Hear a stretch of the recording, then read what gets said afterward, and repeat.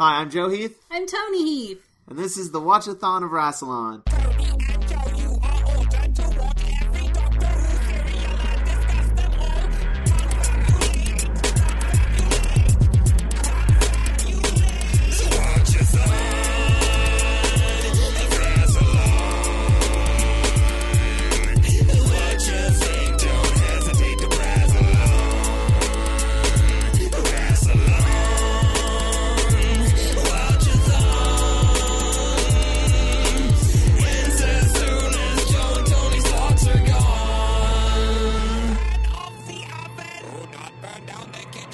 This is the sixth serial, The Aztecs, which consists of 4 episodes. The Temple of Evil, The Warriors of Death, The Bride of Sacrifice, and The Day of Darkness, which aired from May 23rd, 1964 to June 13th, 1964. And today we have with us another guest that was one of my groomsmen. Yeah, we're just going to use them all up. To keep going through the wedding party. He's a frequent writing partner. He co-created Monsters Anonymous. He does a bunch of other cool videos. He did The Reverend, which you may have seen on the Dr. Horrible sing-along blog DVD. He also did that song that you guys just listened to. Yeah, he did our theme song. He does a lot of cool music. He has a lot on his website, swinglish.nu. I wouldn't say a lot. That website, I should really update it. It has dead links on it.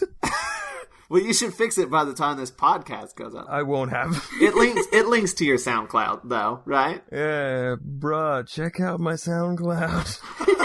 And he's also a part of a group called Ill Eden, which is fantastic. I'll just let him talk more about himself. Yeah. So this is Vincent E.L. Yeah, that's my name. I'm in case you can't tell by my very, very, very thick accent, I am in fact Swedish, and I am also a rapper and all-around musician. I made the theme song for Atop the Fourth Wall. It's probably what some people are gonna recognize me from, but I also do other things. Yeah, I knew I was gonna leave something out. Yep. Yeah, that's probably your most popular thing. Yeah, it's not like any of the other things I've done, so it's not like it's representative of me. It's more representative of that show.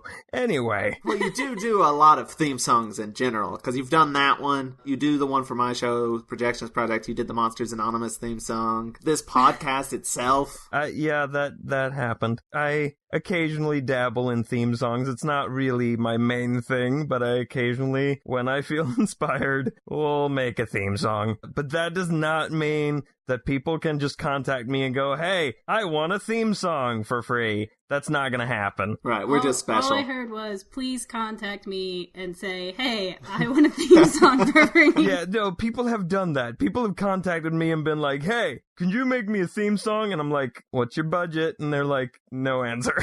None budget. None budget. Which is why you have to befriend him first. Yeah.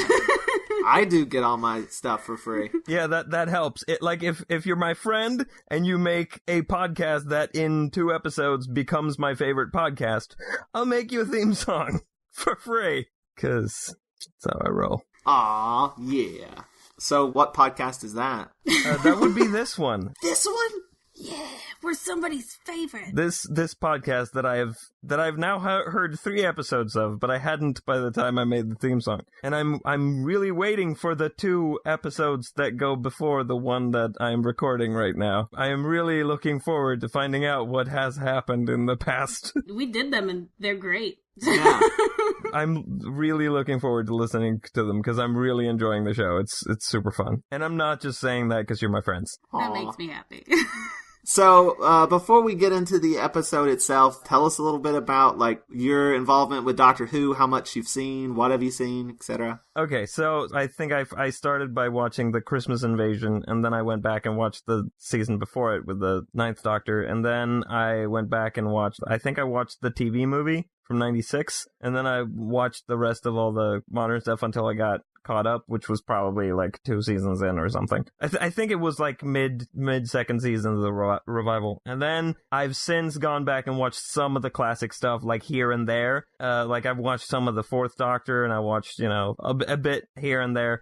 And then I've gone back and watched a good chunk in order of the 1st Doctor. I'm a little bit ahead of the show, but I went back and rewatched the Aztecs.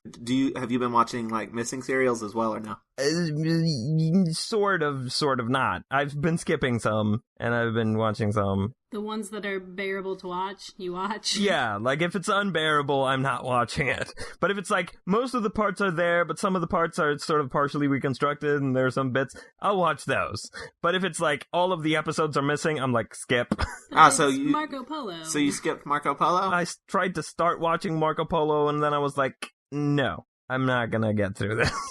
See, but that's why you can just listen to the podcast later. Yeah. And be like, I have a general idea of what happened, albeit out of order and all jumbled up. Because that's our next episode. It's Oh, fun. for you. Yeah.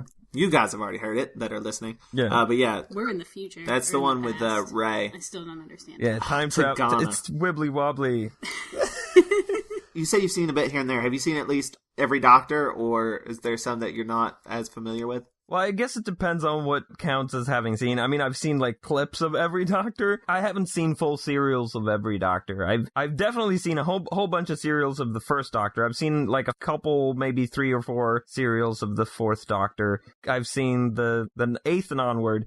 And I've listened to serials of the 8th Doctor. But yeah, I've sort of got stray stuff here and there. And then like 8 and onward, I've got everything pretty much. I haven't listened to absolutely all of the 8th Doctor audios, but I've listened to most of them. I've got a few left. We'll probably be doing that way in the future whenever we... Sure. When we're totally still making this podcast in the future. Yeah, I think we will. We're doing good so far. I think we should jump... 4 episodes further in than I thought we'd get. Yeah. 5. Serials. Wait, 6. This is 6, I think. I'm so lost. I mean, I assumed we'd do, like, at least one. That was the one that I counted. This is the 6th serial. Yes. Okay. Let's talk about it. Let's talk about the Aztecs. First episode is The Temple of Evil. That's, of course, a very non-judgmental title. I'm a little sad that it's a temple and not a cave. There's no cave in this serial. This is our second serial without a cave. Really? There are tunnels and stuff, though. I would almost say the tunnel into the tomb and all that. I would say that basically is a cave. It's cave-like. It's not a natural cave. It's a man-made cave, but it is a cave. It's another very trapdoor heavy serial. Like, it's something that someone just figured out. And they're like, we must use this a billion times. Because it seems like in most of these serials, it's like, let's get them stuck somewhere, and the TARDIS is not accessible. And in this case, it's the TARDIS is stuck behind a trapdoor that only opens one way. In the Temple of Evil. In the Temple of Evil, which is pretty much, this is how that episode starts. Wait, is the tomb the temple, or is the temple the stuff outside of the tomb where they're gonna kill the guy? Yeah, sure. Whatever it is, it's evil. Because I feel like, if it's the Temple of Evil, the temple, isn't that the other place? I mean, the tomb is the tomb and the temple is the temple, right? Yes. Yes. Okay, so and we the should pellet say... with the poison. No, it's in the... Ben's Glory? Ben's Glory. Okay. Wait, are we saying that there's some kind of connection between the tomb and the temple? I don't get it. But we should say, okay, so they land in the tomb. In the which tomb. may or may not also be the temple. We don't know. We don't know if the tomb is evil or good. It's just a tomb. Yeah, there's a dead person in there. It's the tomb of moral, objectiveness. It's the morally gray tomb. They step out of the TARDIS in an Aztec tomb, and Barbara instantly gets into the spirit of casual grave robbery. She touches... With no regard for history, the dead, or other people's property. She touches everything and just is like, yeah, this is nice. She's like shoplifting, but in a grave. Just very casually grave robbing? Grave robbing. Grave robbing. There's both Susan and Barbara. Both of them. They're like, oh, this is nice. I'll take one of these. And yeah, they just start grabbing stuff. Barbara puts that snake thing on her wrist. She just wears it. And it's like, this is a holy place, probably, that belongs to a people that have since, gone the way of history. And they're just fucking stealing shit. Well, that's like she's a history teacher, and that's the thing that she specialized in. Yeah, so shouldn't she have some, respect for history? I get it from Susan, but not from Barbara. Because Susan's like, look at these cartoons on the wall. No, yeah, I expect more from Barbara. Yeah. Now, that being said, this is a pretty great Barbara episode. Yes. It's a big Barbara episode. I don't know about great Barbara episode, but... Any episode that focuses a lot on Barbara, to me, is great.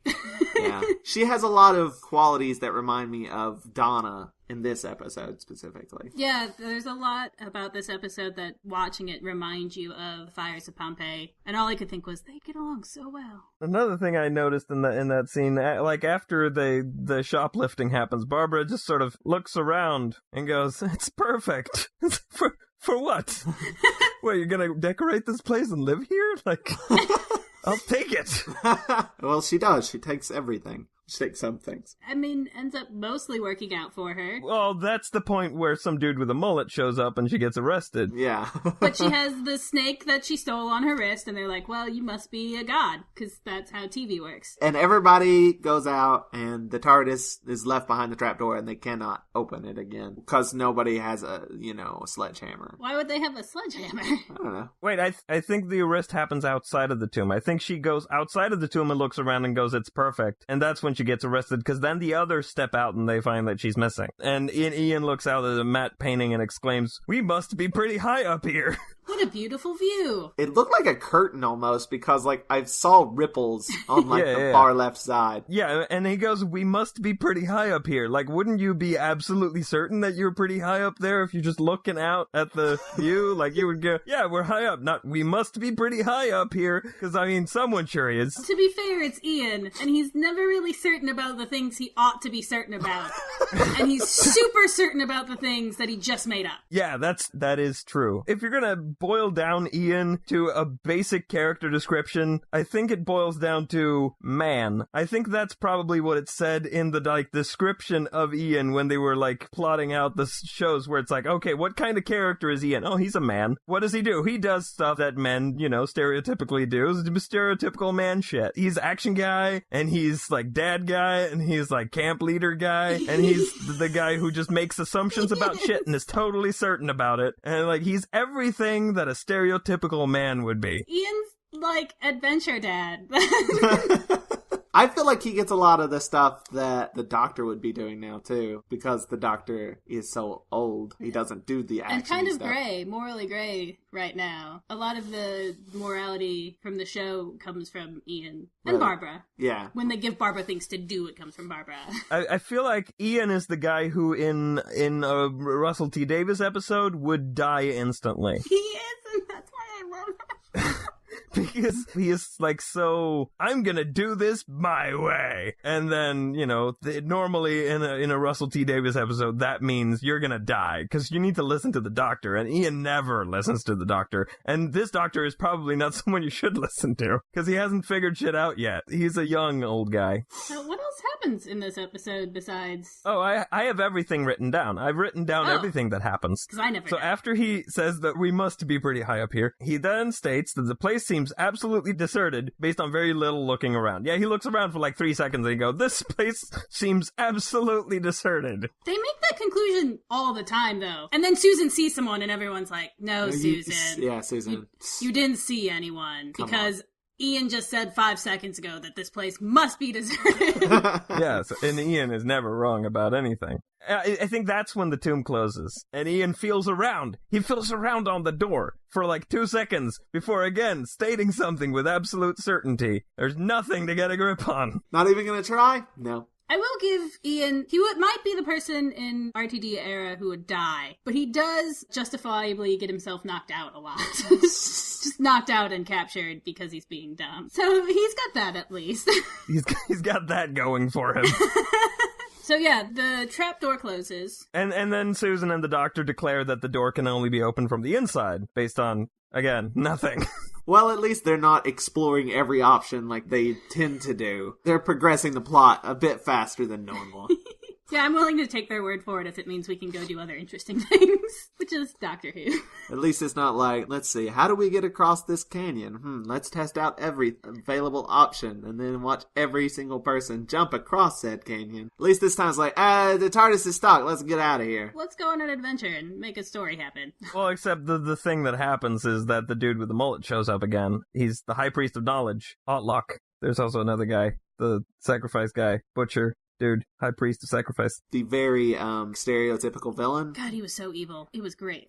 Yeah, and he had paint on his face. And he really liked hugging this one boulder on the set. He got all these very nice close-ups of the face. With this very probably offensive makeup. And he got to say evil things directly to the audience, with people standing probably in earshot. There's quite a lot of that, of him being like, evil plan, evil plan, evil plan. And even in the same shot. He's a worse overactor than Altlock and Susan combined. He'll be saying evil plan, and in the exact same shot, in the background, you can see, like, Ian or somebody. But it's Ian, so he's like... that's true. He's like... And I was unclear on if his evil plan was like an evil plan, or if it was a stupid plan, evil plan. Meaning, I'm not sure if he really believes that the gods want blood in order to remove the moon from the sun, or... I don't think so. I think he just likes killing people, and he'd be really annoyed if that was taken from him. He just wants the power of his job. He doesn't want to lose his job, so he's like, yeah, we're gonna kill a guy, because that's how you remove a moon from a sun. Everybody knows that. There are scenes between him and the knowledge guy, the high priest of knowledge, or whatever he is. Sure. Aklock, is that it? And I think it's Altlock. He's like, killing people's not, like, it's gonna rain whether we kill someone or not. And he's like, maybe, but I like killing people, so... Yeah. Yeah, I mean, and also if he was, like, so gung-ho about the gods, he'd probably be a little less wary of Barbara. Which, that's what happens next, right? They meet up with Barbara, and Barbara has been crowned white colonial fantasy cliche #1. I'm not gonna lie, I'm kind of a huge fan of Barbara just ending up queen of places. Yeah, this is the second time that has happened. Like, in the Keys of Marinus, they lose Barbara, and then they walk into a place, and Barbara is being treated like a queen. So this is like a recurring thing for her. As cliched and admittedly awful as it is, she plays it so well. Like, in character, like, yeah, I'm royalty now, it's no big deal. It makes it enjoyable. She's like, about time. Yeah. She puts up with so much shit on the TARDIS that she's just like, yeah, this is fair. But she's such a cliche white person coming into a place where there are people who are not white people and, gets crowned something, because that's what happens when white people step in. You become their king or queen or something. Such a cliche. To be fair, I don't think there are any non-white people in this episode. Well, yeah, they're all white people, but they're playing non-white, which, again, that's also another thing that's... Okay. Yeah, anytime you have a historical episode that is, like, the least bit not in English, kind of like, well... We'll just watch it. We'll just enjoy it for what it is. And I wonder if that's why they eventually stopped doing historicals, is like... They can't figure out how to not be awful. Yeah, and also it's probably like, it's hard to fake it in general. Like, in the scene where it was revealed that Barbara was crowned white colonial fantasy cliche, she's being a sociopath. Her reaction to being crowned white colonial fantasy cliche is like, yeah, and yeah. You're gonna do what I say. She just embraces it like that. And I'm scared of Barbara. You should be. Like I said, she just takes to it. And she's like, yeah, no, I'm a goddess. And there's like something in her demeanor changes completely. And she becomes very stoic. And I like to think that it just comes from being like ignored all the time on the TARDIS. That she's like, yes. Or white. Let's be honest. That's it probably comes more from that. Yeah. But yeah, she takes to it immediately and is a little bit frightening. Also, I just want to point out she's wearing this, like, flower hat that at one point continually blocks the doctor from the shot. You can see the camera person desperately trying to get the doctor back in shot. And, like, Barbara keeps turning her head and, like, blocking the doctor again and again. You could sense their annoyance, and I've never, like, identified with someone more. Than the camera guy? Yeah, I work in production. I can just hear their inner monologue. Like, who thought that hat was a good idea, first of all? Second of all, tell her to quit moving her head. I feel like that's a very important thing for a show like this, that it has people they can identify with.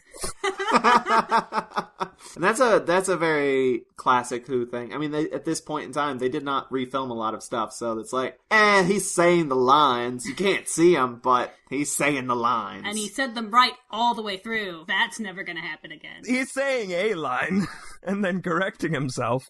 There's a lot of that, too. Mostly the doctor, but occasionally someone else starts to say a thing and then corrects themselves. It was really bad in our last serial, The Keys of Marinus. Ooh. But this one, it's still there, but not as bad. Keys of Marinus, like, makes you wonder, did they, like, have to film a lot of it super early? That's the kind of acting that that we were getting. Like, no one was quite awake yet.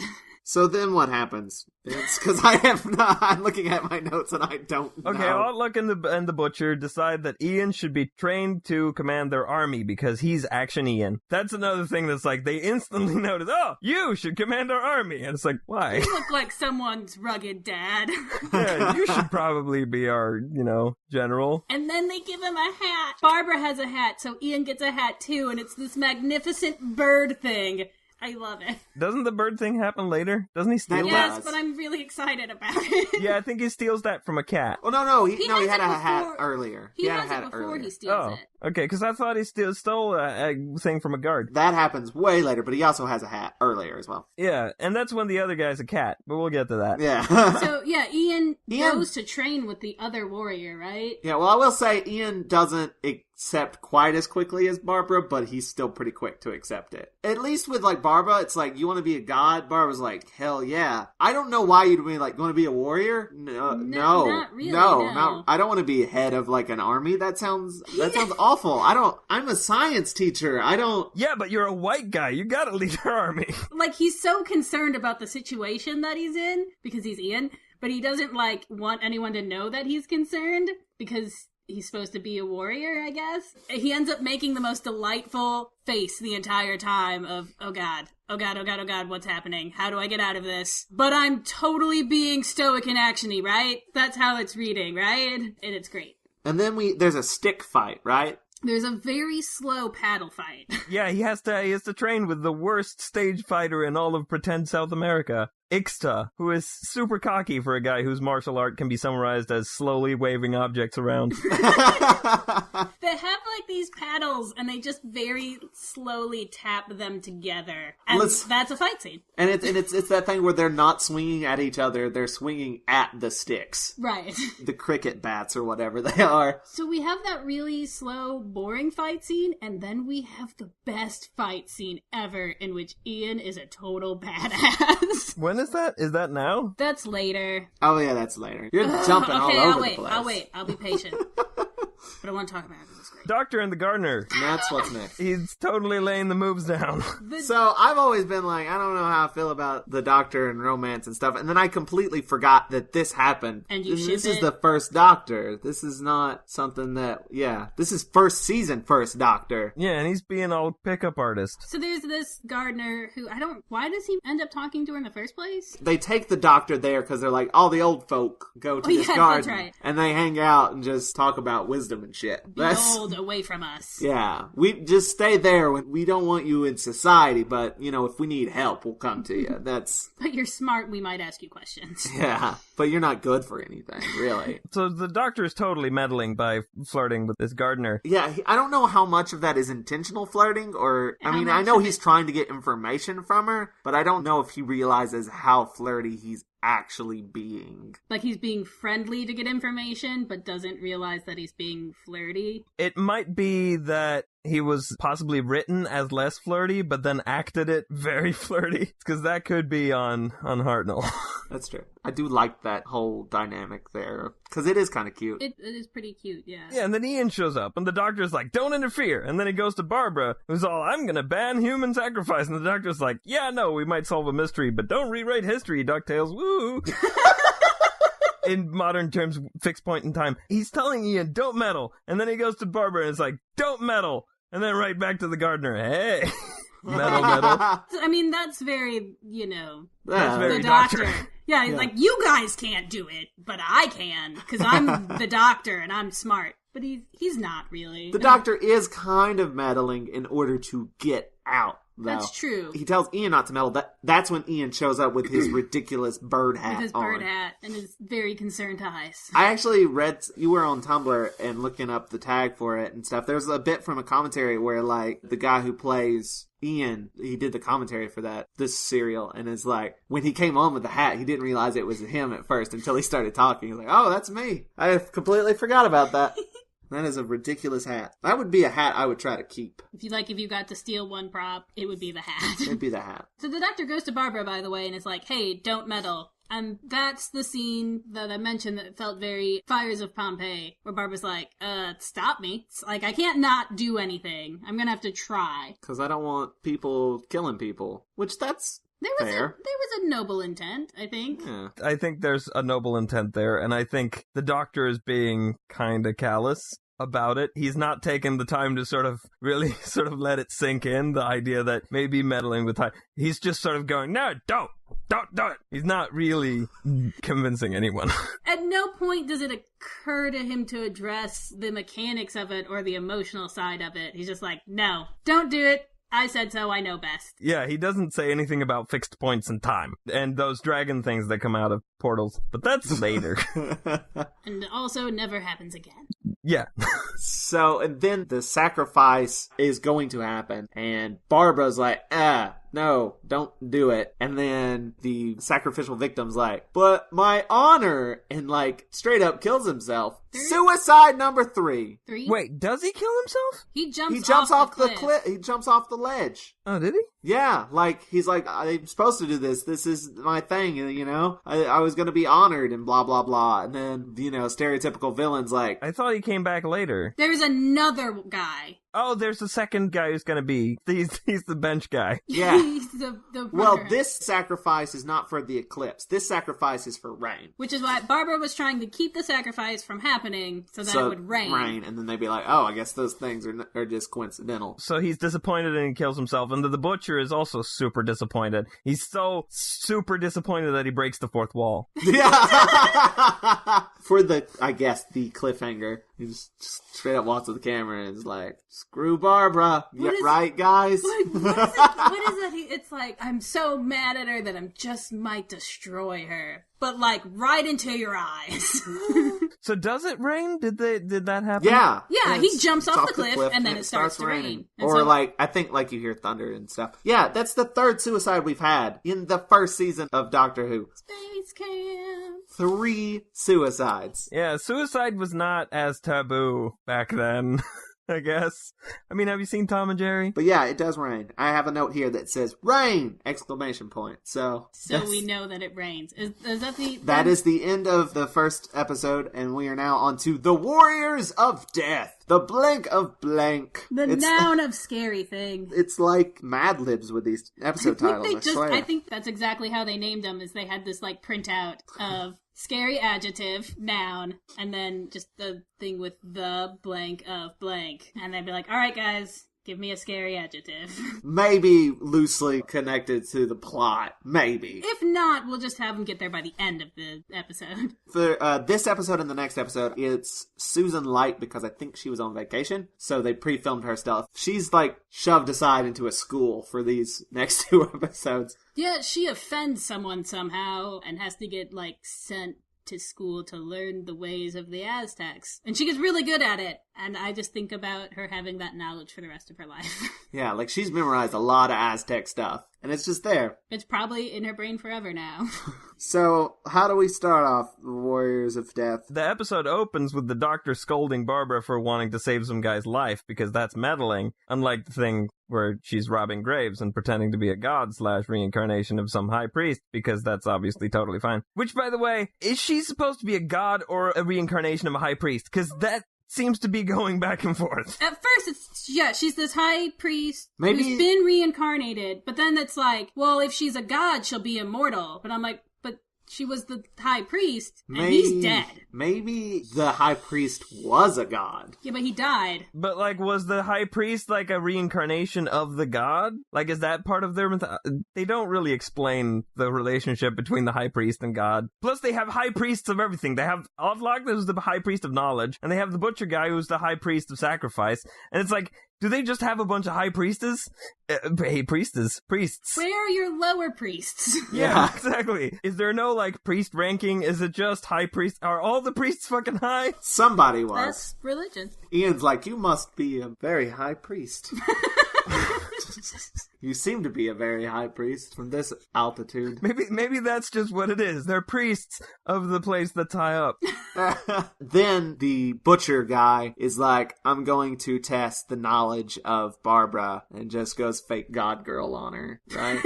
Yeah. fake high priest girl test. And that's, of course, Barbara's specialty, and so she knows all the answers. But it's like, it's questions that you would expect any Aztec to probably know. Like, this should be common knowledge, right? Because he's like, how many heavens are there? And it's like, wouldn't they all know that? And Barbara's like, 13, duh. And he's like, name them. And it's like, wouldn't they all be able to name them? Like, how does this prove anything? He knows it, right? So is he a god?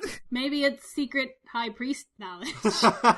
From the High Priest Club. So it's like medieval Catholicism, where it's like only the priests get to know the stuff and the people just get to listen to a bunch of Latin? Yes. I don't know anything about the Aztecs. I feel like maybe this episode should have taught us things. Well, that's, I think, what it was trying to do in that scene, but not very well. Well, there's 13 heavens. What are they? I don't know. We didn't research it that much. Just have her deflect it. But this programming's definitely EI. Yeah.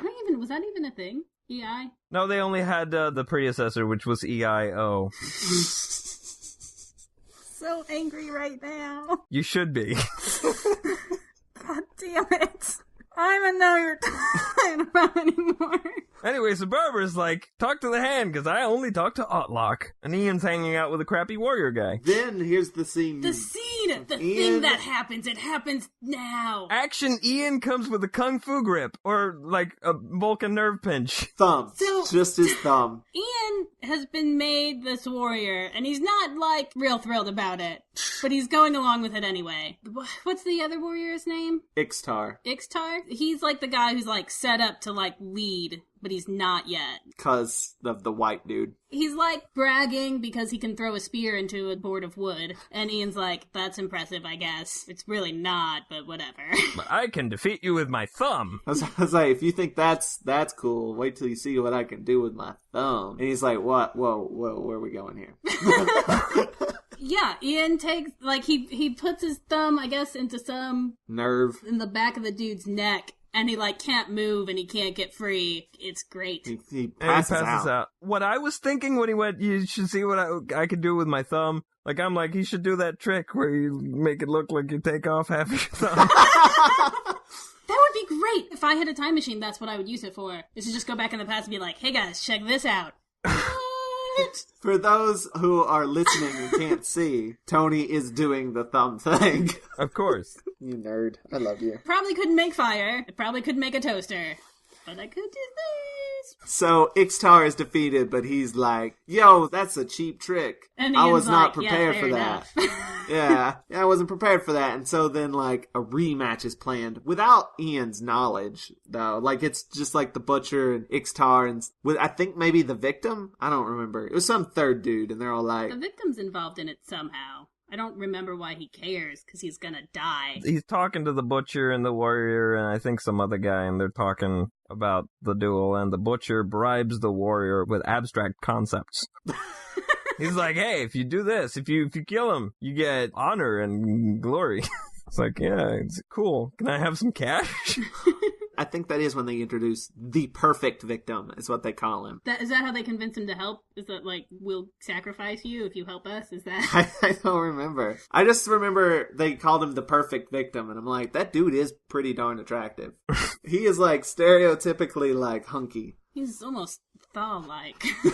But yeah, like, they're like, we'll let you fight Ian again at some point. And we'll promise we won't let him use his thumbs. We'll put him in, like, one of those finger traps. Thumb cuffs, something. He'll be wearing oven mitts. He's powerless. Or anti-radiation gloves. Drugs. This is the callback episode. I like it. So then we go back To the doctor. The doctor is working his pickup mojo on the gardener, though. Yeah, he just flirts some more. That's pretty much all that happens. But that scene ends with a zoom in on the doctor looking happy and cheerful, like... But dramatic music plays, Yeah. and it's super unsettling. Like, I think it's supposed to be, he's happy, and this is a good thing, but they put the music think from the next scene to segue it, and it doesn't work. It just looks like the doctor is evil. I thought it was supposed to be kind of like he's up to something, and he's like, ha, my meddling is working. Which, I don't know. It came off too creepy. By the way, the reason why he's meddling and flirting with the gardener is because he wants to know if she knows anything about the temple, so they can get back into it, so they can get back to the TARDIS. Right. And she does know She knew the guy, but, like, he's dead. But his son, who we don't know yet, but I'll tell you, spoilers, is the victim. No, it's Ixtar. I think it's Ixta. Ixta? Without the R. I think so. That's what I had written down. And I think I got it off the wiki. I'm not sure. Ixta. You're probably right. Well, they may have been saying Ixta, and it sounded like Ixtar. Well, because they also say, how do they call Ian in this episode? Oh, I don't know. They, like, overpronounce it. The A. So Ian. That's what it is. So, Ixta. It's probably like Ixta, and I just heard Ixtar. Whatever his name. Ixta. Let's say Ixta. Ixta is the guy who knows about the temple and potentially how to get back into it. The gardener arranges a meeting. Am I jumping ahead or am I I'm honestly not 100% on track? I think the meeting arranging happens on the next flirting scene, because I haven't written it down on this one. It happens at some point, though, you guys. You guys, it happens. I'll just tell you. So the gardener, arranges this meeting, and the doctor, by the way, doesn't know anything that's going on with Ian at all, because he spent all his time flirting. And he doesn't know anything that's going on with Barbara at all, because he's been flirting. So he meets with... Let's leave off the meeting, because we're about to it. Let's talk about a couple little things between that. Then we have more of Susan learning how to be a housewife. That's the next scene. Oh, yeah! The next scene after the flirting with the doctor and the gardener is more with Barbara and the butcher, filler. And then the gardener and the warrior have a chat about the doctor or something. No, yeah, I skipped over all that because it's boring.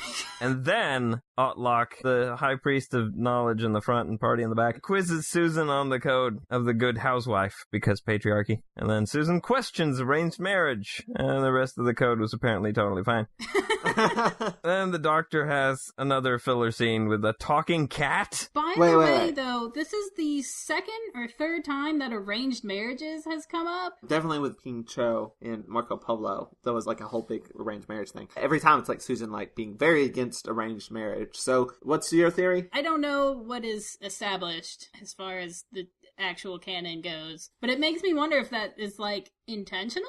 I at least have a theory that like maybe that's why they left Gallifrey in the first place. Like maybe it's a thing on Gallifrey. Arranged and marriage. Susan's like, F that. Had they even thought of Gallifrey yet? I mean, I get the sense that the subtext that they're going for is that Susan and the Doctor are from the future, and that they then later just sort of went, nah, they're from Gallifrey. I think they've flat out said that they're from another planet, or they've talked about their home planet. They talked about they couldn't go home. Or they would one day get back home, is what they said. I think they specifically talked about... I don't know, I don't remember. I don't remember either, but I just get the sense that that's what they were going for, is the future. I don't know. It doesn't really matter now, because that's not the canon at this point. I mean, there is no canon, but blah, blah, blah, blah, blah, blah. So, yeah, the Doctor and the cat mask guy, which is Ixta, right? A talking cat?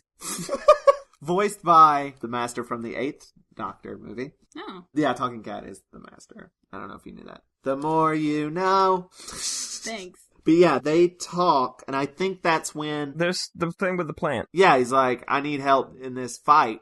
And the Doctor's like, well, I'll help you if you'll help me. Doctor's like, I know some horticulture. Here, take this plant. Does he, like, stick a needle through it? He puts a pin through a leaf and is like, if you scratch who you're fighting, it'll make him tired. Do it on the wrist, because that's where the juice will enter the most efficiently. And he's helping Ixta basically defeat Ian without realizing it. Ixta does know, but he's doing this in exchange for information about how to get back into the tomb. The Tomb of Moral Greatness. Oh, right. Yes. The morally grey tomb. Ian's practicing his flailing kata, and the butcher is like, bro, do you even lift? The warrior with the cat hat comes in, and it's like, want me to kill him? And the butcher's like, yep. And I'm like, didn't we just have this conversation a few scenes ago? Ian, by the way, is in the background of this scene, not even 2 feet away. Just being oblivious. Yeah, he's in the soundproof booth. The invisible soundproof booth. He's wearing the headphones and He's in the cone of silence. They probably like, no, he's dumb.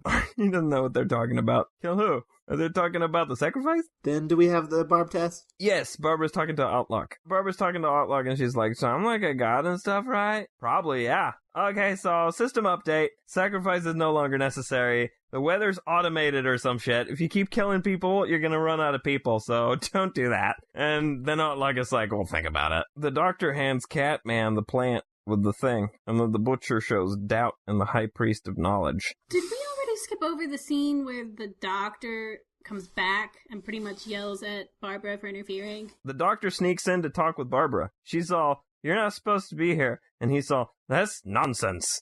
And then he gets arrested. Gore one. Yeah, that's when he finds out that, oh no, I've helped Ixta. And I need to go warn Ian. And then when he leaves, he gets captured because he wasn't supposed to be in there, but he didn't know he wasn't supposed to be in there, so... But is this the scene where it's No, not, that was- it's later? I think it was actually earlier. Or earlier? I just want to talk about it, and I don't remember when it happens. I think it happened in the previous episode. Yeah, we talked about it a little bit. But there's a scene where we said the doctor's being really harsh with her, and she just kind of starts crying and is like, yep, I fucked up. This was not how I should have handled this situation, and I fucked up. And, like, the doctor's like, oh, no. Okay, wait, yeah, I was being harsh. And, like, has to sit with her and be like, no, it's cool. You made a mistake. It happens. And it's... That might be later. I'm not even sure. I don't remember. But I want to talk about it because it's touching and I like it.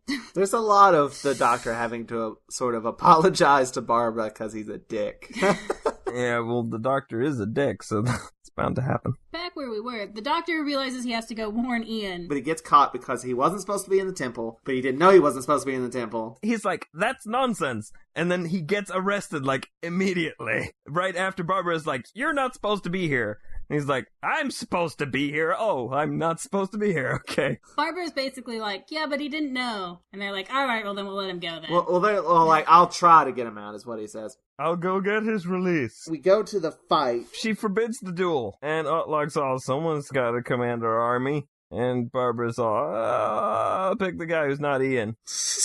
Yeah, Stop. just make it not be Ian. And they're like, don't you want him to be it? And he's like, it's not even like it's a fight to the death. Like, it's not that big of a deal. And Barb is like, fine. Just make sure that it stays not a fight to the death. And then the next scene happens, and it's the butcher going, so this is a fight to the death. It's the slowest fight ever. It's a hug fight, too. All of these, like, early Doctor fight scenes are hug fights. It's people just hugging each other. That's all it is. But here's my favorite part of this fight scene. Oh, right. That Ian, first of all, is doing relatively well. Better than you'd expect even a rugged science teacher to do. Until the doctor finally makes it there. Runs up and says, don't let him scratch you. What?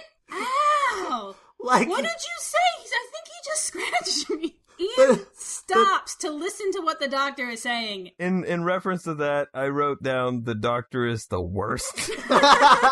He Brited it. The doctor caused the thing to happen by trying Twice. to warn him. He taught him how to do it, and then he gave him the opportunity to actually do it. And then Ian is like, oh my god, I got cut. Let me show the camera. He gets cut all the way back there, and then slowly walks up to the camera and throws his wrist into the lens and is like, ow! Do you see that? I'm bleeding! Audience, do you see my boo-boo? Yeah, the hat's out of the way, so it's fine. Says camera guy. Camera's guy like, thank you for the consideration, Ian. Somebody could learn a few things from Ian here. What happens next? Barbara shows up and is like, time out! And the butcher's like, why doesn't God heal amputees? I mean, if you're Yatoxa, save him! That is the end of The Warriors of Death. We are now on to The Bride of Sacrifice. I love this episode. As a way of saving the amputees, in order to save Ian, she puts a knife to the butcher's throat and gets what she wants. Because terrorism works. It's basically like, stop it, or I'm gonna kill him. And then the butcher's like, that's not really what I meant. I wanted you to save him with God stuff. She's like, it works though, right? Why use God stuff when terrorism God works? Stuff? Yeah.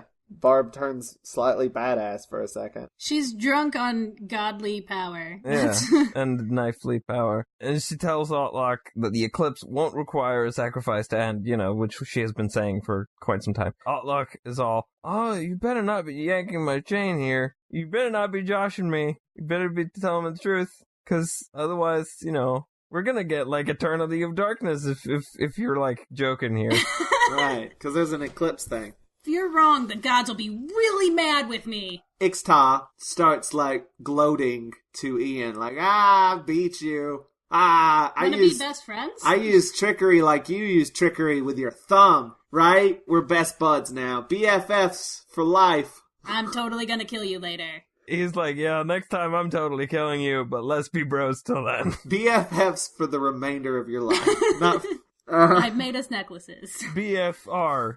Best friends remainder. My next note says Ixta was lying about plans. He was lying to the doctor. He was just like, I just wanted to beat Ian, so... Yeah, I'm not going to help you with this temple thing. The butcher's conspiring with some guy to poison Barbara, right? Right. Yes. If she dies, she's fake. So who's the guy? Is it the potions master or something? Is it I Snape? thought it was the victim. No, it wasn't the victim. It was this other guy. It's another high priest. It's the high priest of potions. It's the high priest of secondary characters. High priest of juice. Yeah, they're like, so we'll poison her if she dies. She's fake. If she doesn't die, well, hey, we just confirmed that she's a god, so... Basically, they want to see if she weighs the same as a duck. Yes. Yeah, this is a foolproof plan in their eyes. But yeah, like you were saying earlier, though, if she's a reincarnation of a dead person, then that person died before, so they're not immortal. I don't think the writers, it was so long ago that they forgot that she wasn't a god. Yeah, they just sort of went, priest is god, same fucking shit. We wrote that episode last week. Who knows anymore? We had a flirting doctor thing. We should probably do more of that. Yeah, he gets engaged to the gardener through a Coco misunderstanding. They use cocoa as, payment, I guess. It's currency. The doc's like, that's a great idea. It's money and it's delicious. Yeah, and the girl's like, yeah, you know about, our... Hot cocoa customs. Yeah, you know about, our, what it means. And the doctor's like, yeah, I do. Of course I do. We should have some. And she's like, what? Awesome. We're gonna get super married. And then there's, a sitcom reaction, and the doctor's like... She's like, so when we get married? And he's like, whoa, whoa, whoa, whoa. That's exactly what happened. That's the sound that face makes. Wah, wah. I'm surprised that wasn't a sound cue. I guess they hadn't invented that yet. That came 2 years later. So after that, Ian goes to Barbara and is like... Ian finds out that they want to poison her. Yeah, so he warns her. Which the scene for that is great. They go and they bring this drink and Barbara's about to drink it and Ian is in the background flailing uncontrollably Barbara! Yeah, that's the poison that I was talking about. Can you see me? So maybe... I'm right in front of your face. Can you see me? Don't drink it. Ian has discovered that the Aztecs have limited depth perception. They can't see or hear shit behind them. So they think, oh, Ian's in the background. He can't hear us. Let's talk about evil plans. So that's what happened in this scene. They don't know that I'm there when I'm behind them. So, hey, Barbara, stop. Don't drink that. He's, waiting, immediately behind them. And, he's been hiding that entire scene. And then Barbara's like... Yeah, you drink first. And they're like, no. What she should have done, and this would have, basically, been one piece of evidence pointing to, I'm a god. She could have just gone, there is poison in this drink. Because, having that knowledge, that would be a compelling argument. Or somehow figure out a way to pretend to drink it. And then not die. And then they would be like, well, you would have died anyway because you're a reincarnation of a high priest we just remembered, and not an actual god. Plot holes! But yeah, she's like, here, you drink it instead. And then they are defeated because... She throws the cup onto the floor. She's like, nobody goes against a companion when death is on the line. She doesn't throw it at them, she throws it on the ground! She's an adult. That is the first scene where the butcher dramatically grabs that rock. That rock that he loves. She's chewing him out as they leave, and he just walks into this rock. But then he uses it as I am grabbing it with evil. I meant to do that. Evilly. I believe this is also when the Snape guy leaves and Barbara straight up comes out to the butcher and goes, yeah, I'm a false goddess. Totes, you're completely correct. And if you tell anyone, no one will believe you and they'll all shun you. Straight from the Catholic priest handbook. But I have a note, it's like, Barb's like, yeah, I'm not a god, but fuck off. I'm not a god. I am so much fucking scarier. Actually, then that's when the doctor gets married, because he had to go make the cocoa and then come back. Yes. We've already went over that. So not engaged. Yeah, this is where the mugging happens. Hot chocolate mugging. Aw, it's a thing. And then the bad guy is like, hey, let's marry off Susan. What? I don't even remember what the plan is exactly. The plan is to get at Barbara through Susan. Which is, let's marry her to the perfect victim. Because he gets whatever he wants, because he's gonna die. Yeah, that's their law. The human sacrifice gets whatever he wants. And like, come on, Susan. Except for to live. He's a pretty hunky dude. He's a hunky victim. Yeah, but he proposes and she's like, nuh-uh. Just don't say... Way too into this guy. Just don't, I mean, give it a chance. Just give it a chance. Maybe be like, I don't want to marry you, but hey, let's go get some cocoa or something. Maybe take me out to dinner. It's on principle. She doesn't want to marry him because there's someone else who's saying that she should marry him. That's the point. She doesn't want to because it's not her idea. There's a lot of, like, marriage plans going on here. Like, first off, the doctor accidentally gets engaged, and now they're, like, trying to force Susan into engagement. They just really want to have a wedding, desperately. Yeah, well, it would go well with the human sacrifice. It's like you go wedding and then human sacrifice. That's why this episode's called The Bride of Sacrifice. What? See, it's not just Mad Libs. Wait, is that playing on two things? Is there a sacrifice happening with the doctor as well? Is the doctor sacrificing something? Is the doctor also a bride? His dignity, maybe? Well, I mean, he's eventually gonna have to give her up. Like, I think he does like her. I don't know if he wants to be, like, super romantically whatever, but he likes her. The time they spend together. Any later doctor would be like, yeah, come travel with me. You can come live on my TARDIS. She asks, and he's like, Don't want you cramping my style. Look, I've already got 2 people in here. And then we have, like, an incredibly cute scene between Ian and the doctor. It's just a straight up comedy scene, basically, but I really enjoyed it. Where the doctor's like, oh, hey, I got engaged. And Ian's like, oh, cool. Wait, what?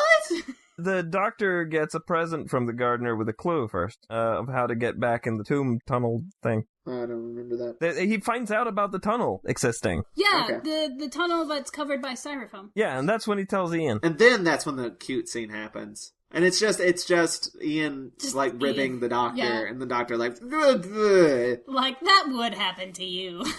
The doctor's like, don't make Well, fun of me. Yeah, it's really cute. I'm that's sensitive. probably my favorite scene in this entire that's a really good serial, scene. just because it's cute. And I did not write down that it was cute, but it was cute. All I wrote down was doctor tells Ian, and that's it. Do they immediately afterwards go into the tunnel? Barbara finds out Susan is going to be punished for having opinions. For some reason, this is to happen before the sacrifice. Somehow this creates a dilemma, and I don't remember how. Yeah, I tend to just skip because stuff if it that happened just- after the sacrifice, then she could have been like, see, I'm a god, and I'd say don't punish her. Because she wanted to delay the sacrifice so that the eclipse would be over, and that would prove that she was a god, and she would be able to be like, no, don't touch Susan. And then Ian and the warrior guy, who have apparently been sleeping together, wake up and sneak out separately. Yeah, well, they're BFFs now. Yeah, which means they sleep together, because that's what BFFs do in the 60s. They sleep together. What you didn't see is Ian showing him what else he could do with his thumb.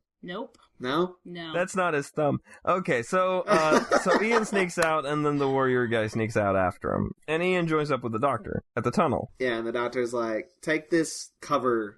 Like a big square stone piece, and it just kind of, you can move it aside, and there's a tunnel. Yeah, and Ian is desperately trying to move that Like it's heavy. Like it's heavy, and it's clearly not heavy at all. That is a common thing. Pretend that this prop is heavy when you can hear, like, the styrofoam scratching against the other styrofoam. Or in the case of Marinus, where you could just see it. So you could just see the end of the log with styrofoam. No, not painted, just... Just straight up styrofoam. But yeah, so, like, Ian goes into the hole, and he's like, doctor, keep an eye out. And the doctor is the worst. Yeah, the warrior guy shows up. The warrior guy is standing right behind the doctor while the doctor's staring in after Ian. And then the doctor turns around and is like, oh, I should have been looking out. I was just walking. The doctor is the worst. What up? what's going on, Ixta? Ixta's like, this is going to leave a draft. Let me put this stone back.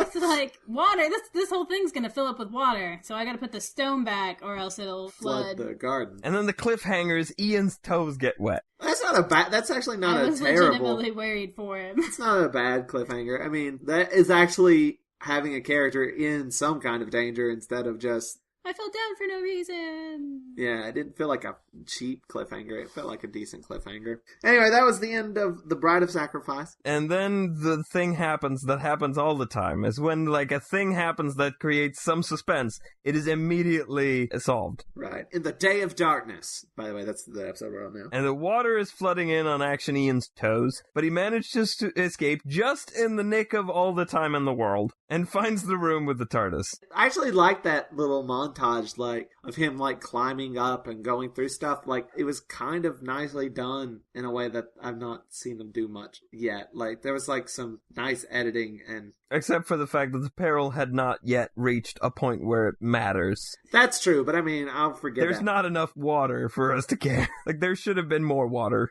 by the time he gets to that point. Yeah, but I mean, I was talking about how, like, they faded out, and then they'd fade back in of him, like, crawling through places, and it looked nice. That I kind of dug. Like, the fading in and out of him progressing. I'm just thinking of it from a suspense perspective, where it's like, if there were more water, there would be more suspense. But I guess they couldn't afford more water, because water is super expensive. All that money's on trapdoors. Which, there's a trapdoor underneath the corpse of the high priest god thing from the very beginning of this serial, and that's where Ian shows up, coincidentally. Like, he gets a rope and ties it to the trapdoor. Like a belt thing? Strap of some sort? And he's like, I'm gonna, take it out through this trapdoor so I can keep it propped open, because I can't go back through the water place. Yeah, he makes like a makeshift door handle type of thing, where it's like, you can grab the rope from the outside and pull the door open. He's like, yeah, let's pull it open and keep it open, and then the rope snaps, right? No, I think he just lays it there so that he can get back in, and the rope snaps at a later moment. Well, what happens next? Because that's what I have next, is rope snapped. I didn't take a lot of notes.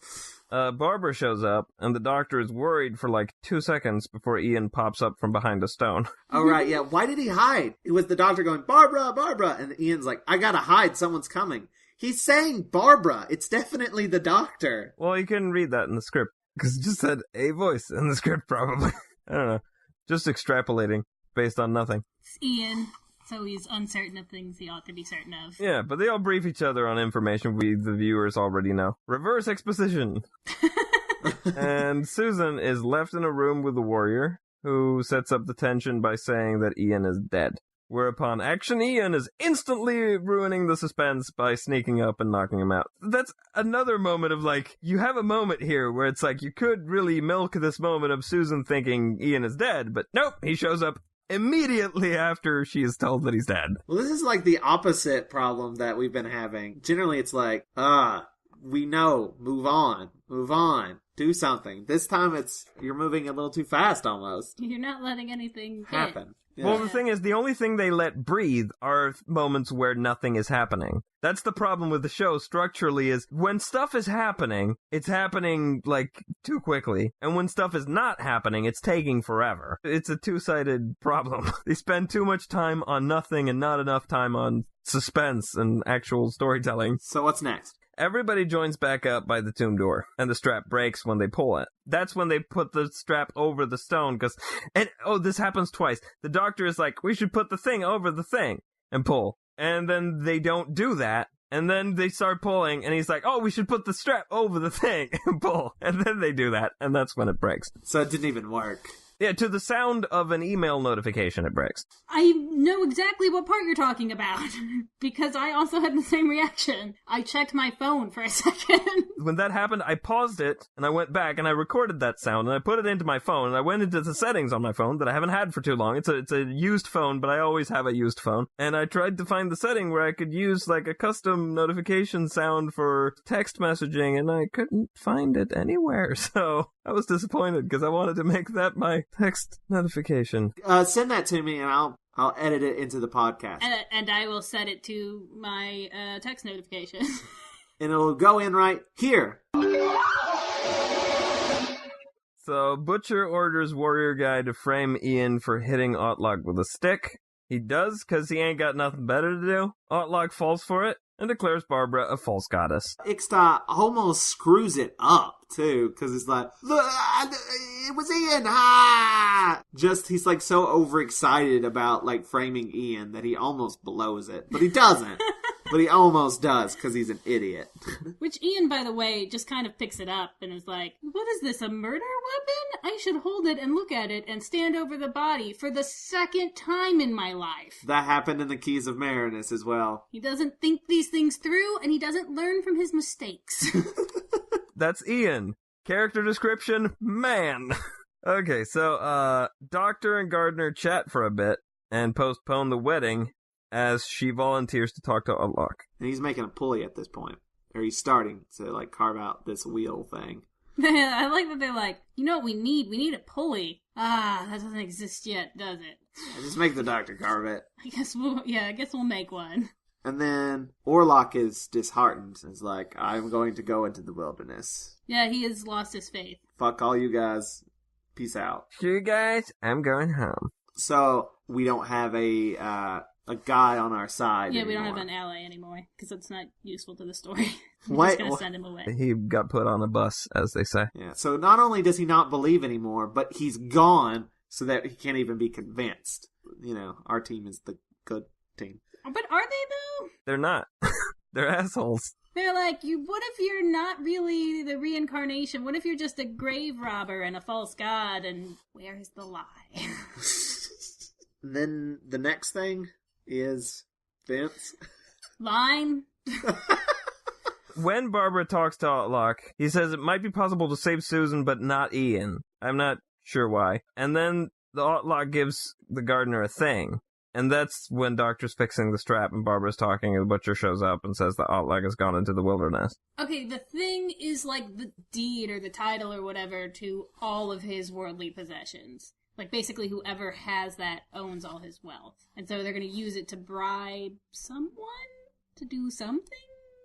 Was it Ixta, I think, maybe? I don't remember. I have no clue. I'm so lost now. I'm pretty lost, too. Everything's sort of started, like, collapsing towards the end just to get the thing over. The gardener distracts a guard with the ornament thing, and Ian knocks the guard out with a light tap on the shoulder. Yeah, they're trying to give it to him to like bribe him, and the guy's like, "Oh no, maybe I want it. I don't." And Ian is just like, "I am tired of this."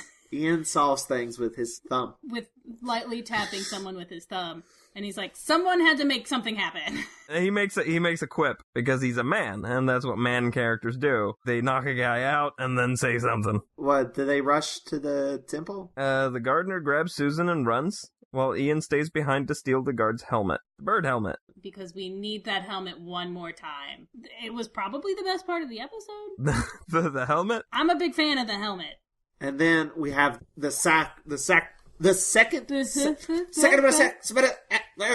have The Butcher and the Warrior Guy do unnecessary exposition in the bushes about their plan, just to fill time. Because we already know basically what's going to happen. Right, that's why I don't like put notes down about that stuff, because the show repeats itself a lot. Yeah, there's a lot of reiterating exposition, just in case. You gotta fill out 20-something minutes here. Yeah, let's have them say this thing again that they said before. The gardener returns Susan to the doctor, and the doctor is like, "Okay, thanks, bye." The doctor says something along the lines of, "Oh, I'm really happy to see you, but I'll tell you about it in a second because right now things are still happening." And then we have the second sacrifice, right? The Butcher and the Warrior Guy find the guard. The Butcher orders the Warrior to kill him for some reason. Because they betrayed him. Even though that he didn't really. No, he got knocked out, right? It's just to show that the Butcher is blood hungry. It's just the kind of guy he is. Then do we get to the second sacrifice? When does the second sacrifice happen? Sacrifice time! Yeah! Butcher tries to kill Barbara, but Action Ian posing as guard stops him. That's why he took the helmet.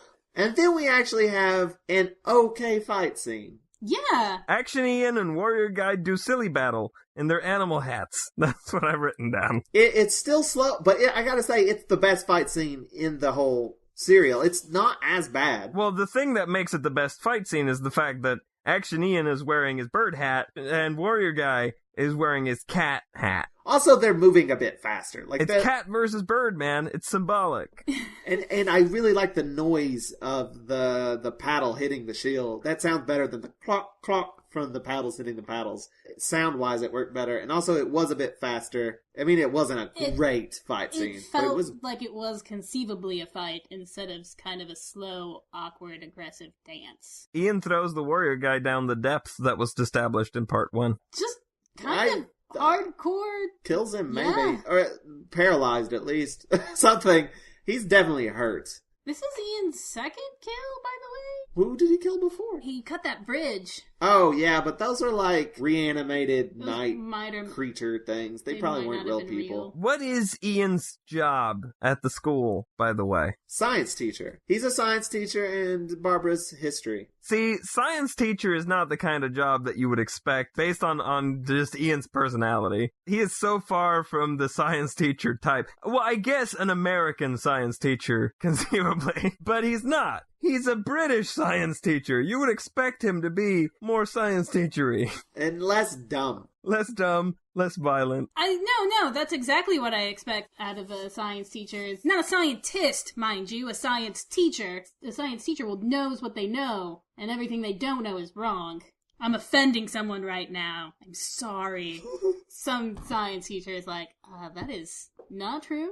But I'm saying I could see it as a character trait for this character. Don't be mad at me, science teachers. You know things. Well, I already pretty much said American science teacher as a type that he could be, but he's British, so you would expect a little bit more. I don't know. I don't know what British science teachers are like, but I get the sense.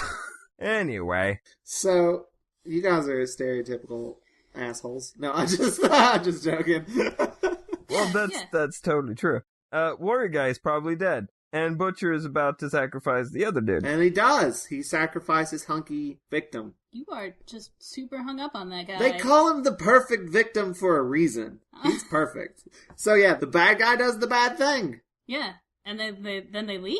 Is that... Well, they're by the TARDIS. Barbara's all, what's the point of time traveling if we can't change anything? Spoken like a true history teacher. What's the point of learning history when you can't do anything about it? Lament. I imagine part of, like, your interest in history could be, I don't know, like you avoiding mistakes or... Yeah, you study history to learn from it. That's a thing people say. I can imagine the want to kind of fix right things. Wrongs and be frustrated with that. But then you have to relearn everything and reteach everything because it's all different now. You have to change all of history and then go back and suddenly you're fired because you taught all that history that's not true anymore. Yeah, but I mean, at this point, she doesn't know if she's going to go back or not. And she's like, if I'm stuck doing this thing, I might as well fix some things if I can. Yeah, I'm going to get fired for not being there anyway. Might as well change all of history. I think it's a very kind of human response, and that's kind of the point, to be like, we're here in this situation, and I just have to kind of let it go and let it happen, I guess? And that doesn't feel right. Like, if there's people to help, I ought to help them. But also, culture is a thing, and you're being ethnocentric, so maybe just go somewhere else. Yeah, and saying, like, what's the point of time traveling? She actually says, what's the point of traveling through time and space? And really, the space doesn't have anything to do with it. Yeah, no, you can change space. I mean, you can change time then, just the way everyone has to do it. I can sort of understand her being like, I don't want people killing people. I don't necessarily agree with her becoming a god, but I mean, I can sort of see like, this dude's gonna kill this dude, and I don't want him to kill people. Well, it's very, like I said, it's very Fires of Pompeii, which I think is actually, this idea is executed better. And then he's like, you did sort of, you helped Orclock, or whatever his name is. A clock? A clock. You helped 4 o'clock. And if you can help 1 or 2 people, that's something at least. It's like he forgot that by Fires of Pompeii and needed Donna to remind him. Because I've just written down, they all fuck off into the TARDIS, the end. 4 episodes, very little accomplished. No, they didn't really accomplish much. I mean, I guess that someone wrote that end like, and that's the point? Right? Yeah. But Susan has a lot of Aztec knowledge now, so that's something. I'm sure that'll come in handy later in her life. I mean, yeah, they didn't really do much, but I did really like this serial. I think it's shorter, so it doesn't drag as much. It is tighter than a lot of the other early serials. Was there a cliffhanger? There is a tag at the end where the TARDIS is acting up, and they've probably landed somewhere. But they're moving.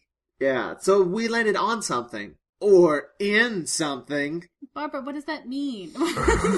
Why Are you just saying things? Why you gotta take it? She does that all the time where it's like, why you gotta take it and make it weird? All the time. Because I remember this episode ends and they're like, they all kind of shuffle into the TARDIS and then like... Oh, and the doctor had to break up with his girlfriend. Yes. That was sad. He says that he will always remember her. That's what he says. Bullshit. Yeah, no, he's forgotten about her by next week. And then she's like, can I come with you? And he's like... Wait.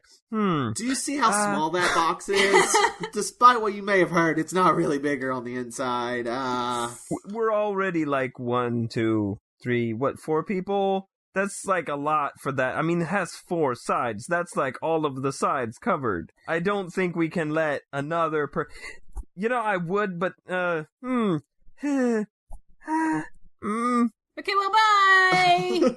That was the Aztecs. I liked it. I did like it. Too. It had Ian taking somebody down with just his thumb, him looking very worried in an adorable bird hat, Barbara being just in charge. Less Susan. Less Susan, which is always an improvement. Aw, Susan. I want to like her. But when your entire characterization is screaming... My favorite thing that she did all serial was go, look, cartoons! And you're just like, bless. She knows all this, like, math, like theoretical physics that she can do in her sleep. She can read textbooks in a matter of, like, a couple of minutes or whatever. And then gets excited by the existence of cartoons and screams whenever she sees another human being. She did it in this episode, too, when she first saw the butcher. She's like, ah! Susan, it's a person! Calm down! You know people.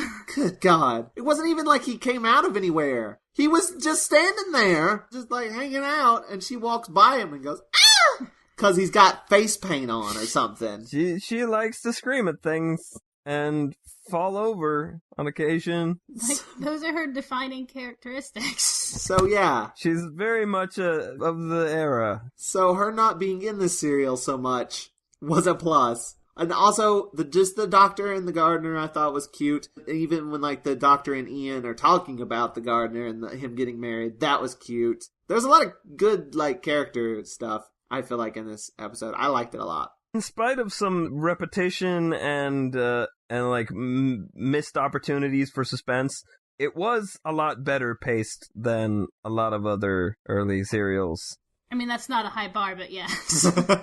Yeah, it has the problems, but it has them less than a lot of the others, which why I'm kind of glad that this is the one that I had to rewatch. Because there are some really slow ones. I do feel like the show is kind of starting to get its footing. It's starting to figure out what it wants to do. There has been more, like, cute character stuff. And I've been like, yes, show me more of this. And I feel like the show is figuring that out at the same, like, you know what I mean? Yeah, I feel like it works a lot better when it's just the characters hanging out or having, like, little talks among themselves, rather than this sort of overly complicated plot thing that they do a lot. Like, we have to go do this and then have a cliffhanger and do this and have a cliffhanger. You sometimes get lost or just don't care or it drags. But the character stuff generally works. Yeah. There are so many times that we've been doing this podcast that I've been like, and then for the next 4 episodes, I don't even remember what happens. But this cute scene between these 2 characters happens, and it's my favorite. And that's generally, like, plot stuff happens, and I just kind of zone out for a while. And the plots are generally so needlessly complicated. Well, either they're needlessly complicated, or it's like, I've already have all this information already, and, like, this scene's still happening. Yeah. So, I'm not gaining anything from it. It's just filling time. And it's generally like, there's a villain. For example, this one, it's the Butcher, and more than Marco Polo, it was Tagana. They're out to get the main characters and keep getting foiled over and over again, so he just, like, alright, let's do this plan, let's do this plan, let's do this plan. Let's marry off Susan. They're basically Wile E. Coyoteing it. Yeah. Yeah, I think this could very easily be whittled down to a 42-minute episode. Like, very easily. And still have, like, moments where it could possibly be dragging. Like I said, it does drag a bit, but it drags the least of most of the ones I think all the ones we've seen so far. And there's enough to it that it's enjoyable to watch. I'm a fan. I like it. Thumbs up. Could kill you with this thumb. Oh no! Don't kill me with your thumbs up. It's good for the time. Definitely a high point of the season. Next time we will be doing The Censorites. It's a 6-parter. Who were the Censorites again? Oh, right. You haven't watched it yet, so I'm not even We don't know. I've remembered every serial we've seen so far, because I've watched all of the first Doctor. I don't remember The Censorites at all. I've remembered all the ones we watched up to this point, like, at least vaguely. I don't remember anything about The Censorites. So this will be a bit of like, oh, right, that's what that was. Oh, okay. Alright. I don't remember. That worries me. Yeah, it probably means it's bad. Do you have any final thoughts, Tony? Ian in a bird hat. I'm gonna say Ian and his thumb. Vince, do you have any final thoughts? We've